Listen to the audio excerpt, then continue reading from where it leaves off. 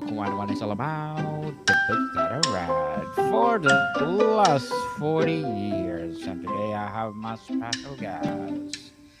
She's a trusted guide in changing landscapes, specializing in human and organizational behavior, none other than Miss Jen O'Ryan.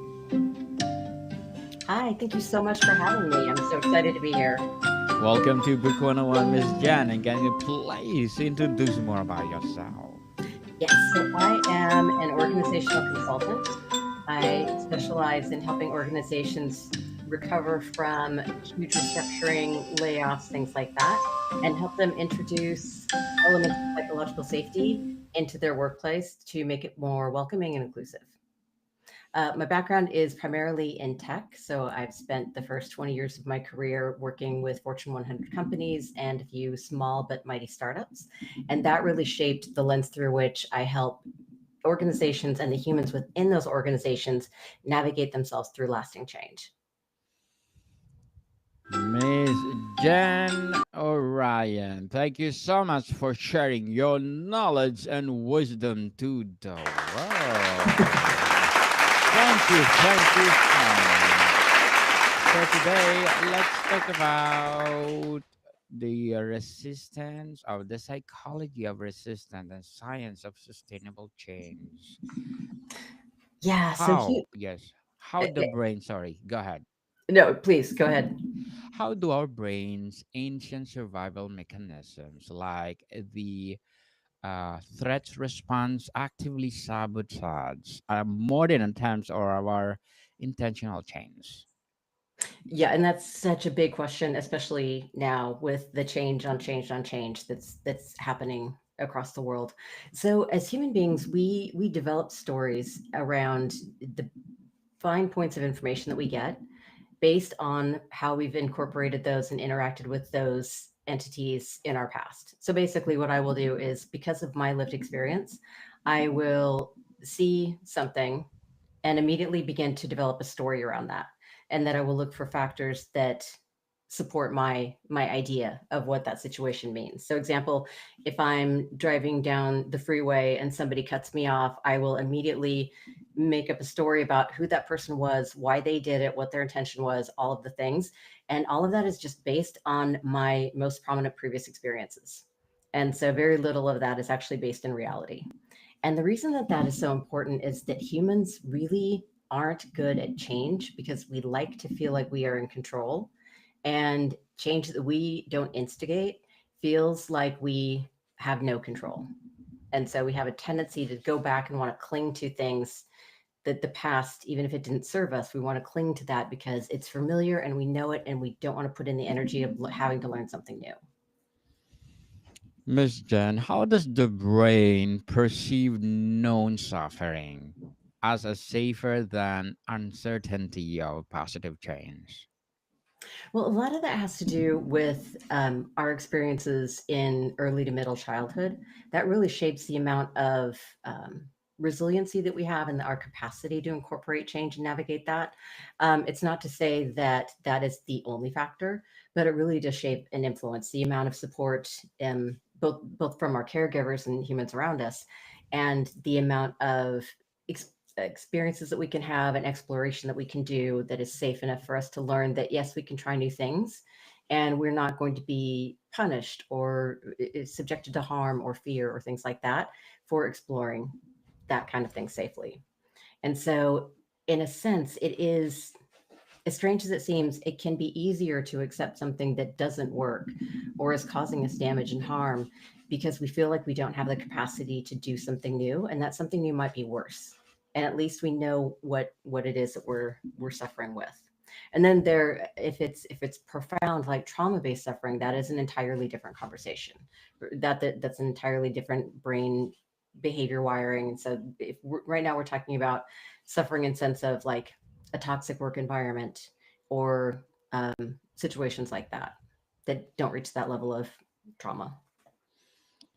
Miss Jen, can you explain how the psychological pain of losing $100 feels roughly twice as a powerful the pleasure of gaining $100 and how this fuel resistance.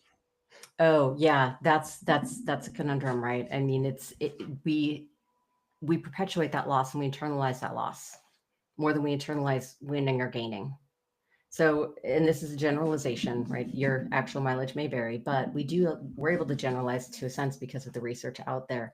And if we lose $100, that brings up all these feelings of I'm inadequate, I'm not careful, I am, I'm basically, I brought this on myself somehow.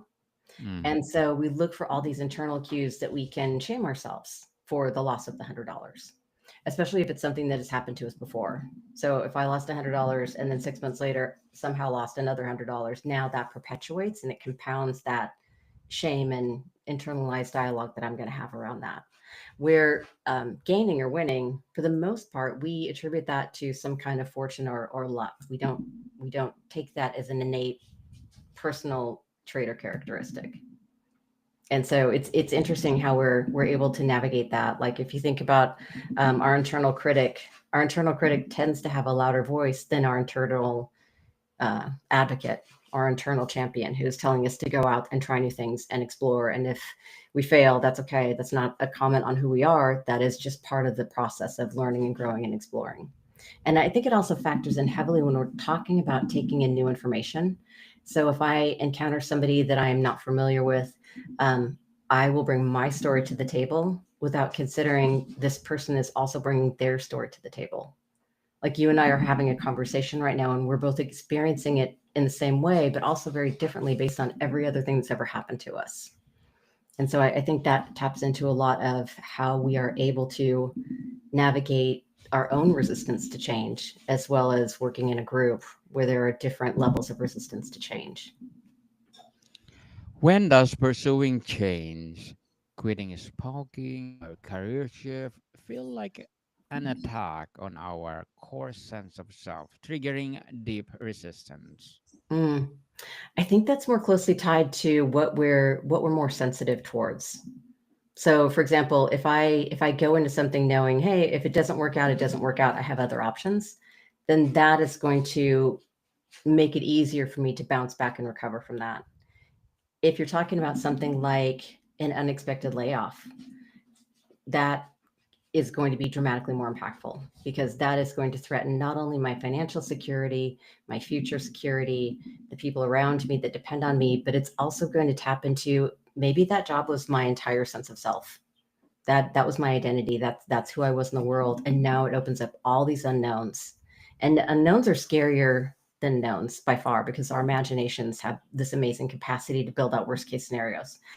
And that's where we kind of get hung up is we ruminate on all these worst case scenarios and we focus on the why did this happen rather than what can I do about it, because it's easier for us to focus on that. It makes it feel like we have control, even though that control is kind of unhealthy. And in that way, we can really get bogged down in it, and it's hard to see. It's hard to see that there's a way forward, and it's hard to figure out what the right next move is. Miss Jen, beyond laziness, what are the specific cognitive mechanisms that make doing nothing the brain's default energy Mm, saving setting? yeah, yeah. I actually used to say that your brain is lazy, like like that rot sweatpants lazy, right? Like profoundly lazy. But honestly, it's not lazy. It's optimized for efficiency. Yes. Our brain is optimized to reserve that energy because might need it later to run from danger. We might need it later to keep ourselves warm if the power goes out. And so we're all about optimizing and efficiency. The downside is that as humans we're so complex that we can't be efficiency by just running at a baseline. And so it's that first itch of frustration or that first itch of uncertainty where we start to build excuses or reasons why we can't move, why we can't take that next move. And so, for example, if I was thinking about leaving a job because I'm in a toxic workplace, then I'm like, I have to leave. This is not good for me. I'm going to leave. And then I would go think about, well, now I have to update my resume. Well, now I have to interview again. Well, now I have to, and all these different things we think about, and our brain becomes overwhelmed and we shut down. And then we start to build rationality around why did we shut down? Because we can't say I didn't shut down because I was afraid and overwhelmed. We start to shut down and say, well, it's not that bad. Other people have it worse. I can stick it out. You know what I mean? We start to make stories around why we're resisting our own change. And it takes a long time to really sit and unpack that. Mm. Yes, definitely, Miss Jen. And how does waiting for feeling motivated set up people for failure, and what should they rely on instead? Yeah, that is such a good question because we all hear about the motivation and the just do it kind of thing, and motivation is good, but motivation comes with almost like an energy, a new. We always want to chase the next new, but where the work comes in, where that frustration comes in, now we don't feel motivated. Now we're tired. Now we want to just instead of getting up at 6 a.m. like we promised ourselves we would, now we're like, I'll sleep in until 9 and do it later. It's really about having a plan. So if you go into this next transition that you're thinking about, like leaving a job, if you go into the plan for, I know in 4 to 6 weeks, I'm going to not want to do this anymore, make a plan for what you're going to do when that happens. It's like a contingency plan. When I tell myself I'm going to sleep in, well, maybe my contingency plan is I'm going to make myself get up for 5 minutes. And if I still want to go to bed, then I'll go to bed. But at least you have a plan for how do you attack that, and how do you disrupt your own decisions that are self-sabotaging your motivation. I have a Can I take a side story real quick? So Yes, go ahead. Go I ahead. was working out with a trainer, and she was amazing. She was exactly what I needed. She called me out when I needed it and she supported me when I needed it. But she had me work back a decision matrix. And so I wasn't going to the gym every time, every night, every day at 5 o'clock. I had some reason for not going to the gym that night. And she had me keep track. And as I worked back, I realized that at 10:30 in the morning, I had already decided to not go to the gym. And my brain sought out different excuses and different reasons to support that decision not to go. And once I realized that about myself, I was able to disrupt it and say, nope, we are going to the gym. When that 10:30 thought comes into my brain, nope, I don't care. We're going to the gym. I don't care if I go to the gym and hang out there for 10 minutes and do one lap. I'm doing something. And that for me was really life changing. I mean, I don't want to overstate it, but it really helped me identify what I needed to disrupt in myself. And I find that people have very different ways to identify what they need to disrupt in themselves. And once they learn how to tap into that, it can really be a game changer. You just start to experience things very differently. You feel more in control. Miss Jen, as specializing in human and organizational behavior, what are your short term and long term goals? Mm. Long term, I want to change the world one conversation at a time.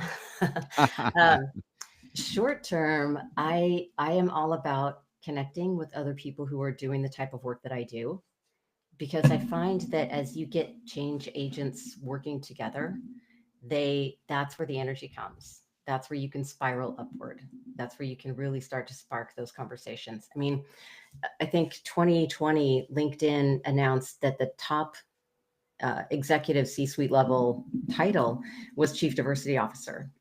And my first thought was, that is great. We absolutely need that leadership executive level. But you give me 2 or 3 program managers who are change agents and motivated to make a change, and that's where you're going to see the sustainable across the organization change. That's where the work is really going to get done. And so that's my short-term goal, is how do I make those connections with other change agents and build on that and really get the energy going. Good luck to your goals, Miss Thank you. Jan, and looking forward for more success for sure. And what will be your piece of advice for those people out there want to be, of course, like you? Yeah. If you're in an organization or working in your community and you see something that you just know could be better, that could be more welcoming, more inclusive, more just better in any sense, don't underestimate your ability as an individual to influence that change. I hear all the time, I'm just one person. I don't have budget. Maybe it's me and my coworker who want to do something to make it better. Don't underestimate your influence. I've seen a single recruiter change how an entire enterprise does their recruiting because they were just persistent and they chose the different paths to try and implement that change.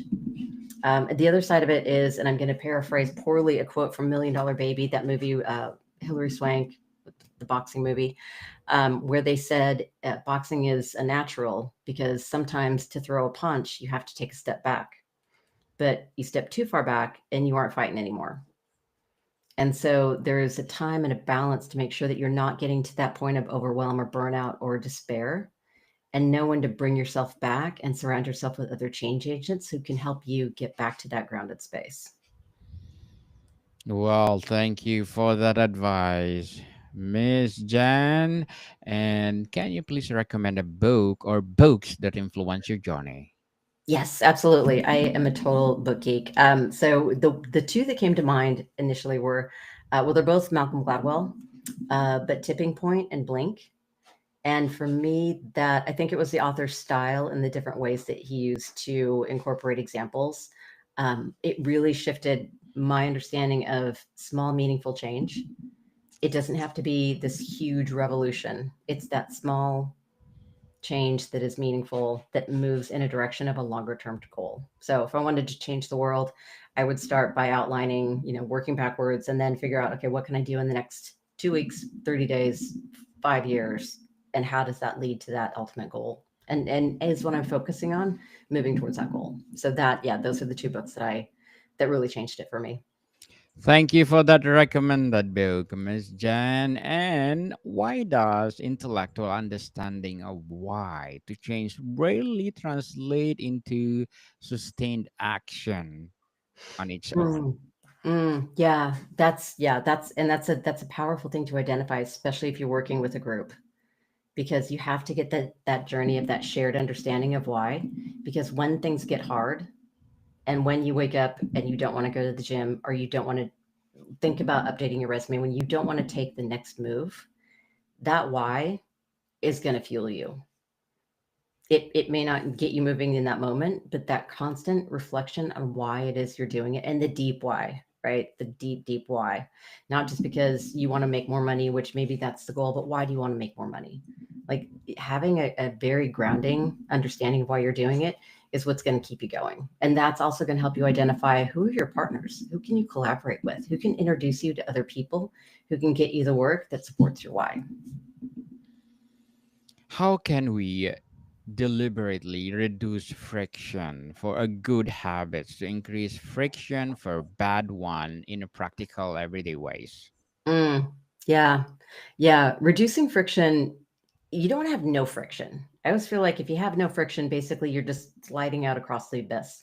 You want to have some friction, but you want to have enough friction that you're making the right choices and you're making the right moves.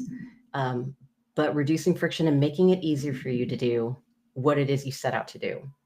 And so for me, it's having a plan at the beginning of the week and at the beginning of the day and at the beginning of the quarter that all move in the same direction. So it's finding out what is it for you that gets you out of your own way. And then for the habits that you want to break, the habits that you need to reel back, find something that disrupts you in that moment. So like I used to have a really bad habit of saying guys and dude. I mean, I'm from the West Coast. It just is. And I didn't want to use those words anymore. I wanted to be more inclusive in my language.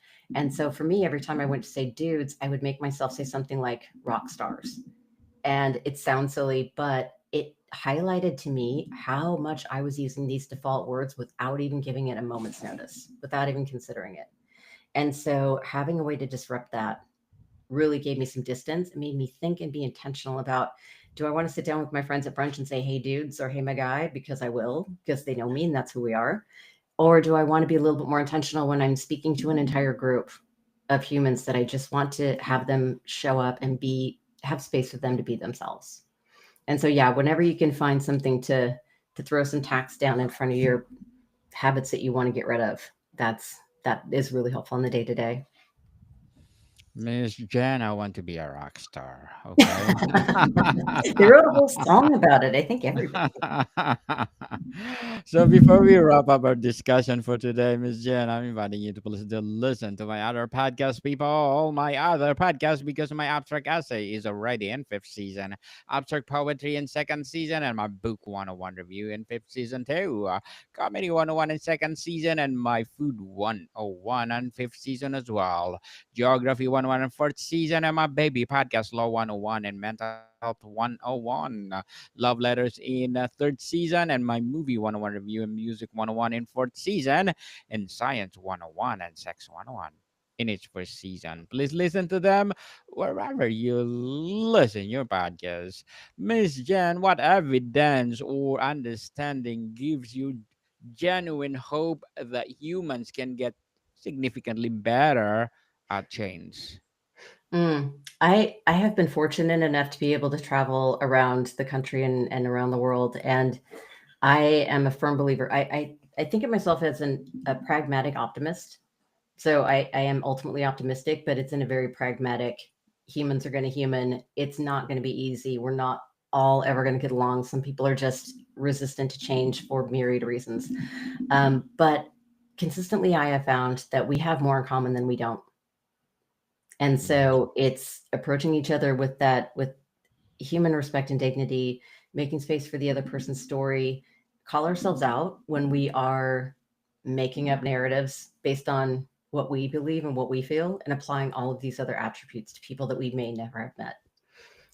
That gives me hope. It's in the micros, in the day to day interactions that we have our power. Yes, people. Remember, you don't have to be perfect, but you don't have to start. Oh, nice code. Miss Jen, can you expound this before we say goodbye? Absolutely, yes. In the work that I've done with both executives and entry level, mid level employees, there's always this fear of doing it wrong, saying it wrong, and we just need to lean into the fact that we are going to get it wrong. I screw things up all the time. We're humans, we're messy, it's going to happen. And so rather than just going all in and doing everything, like, take a step back, take a measure, figure out what it is you want to accomplish, but understand that you're going to make mistakes, and it is more important to just start and take those first moves than to just completely shut down and be afraid. So yeah, that's always my thing. But you do have to start. Not starting Yeah. is going to keep you stuck, and it's only going to get worse. Yes, and stop procrastinating, people. Start now. Miss Jen O'Ryan, thank you so much for sharing your Thank you so knowledge much. and wisdom to the world. So, can you please invite our listeners to support your advocacy, your projects that you're doing right now?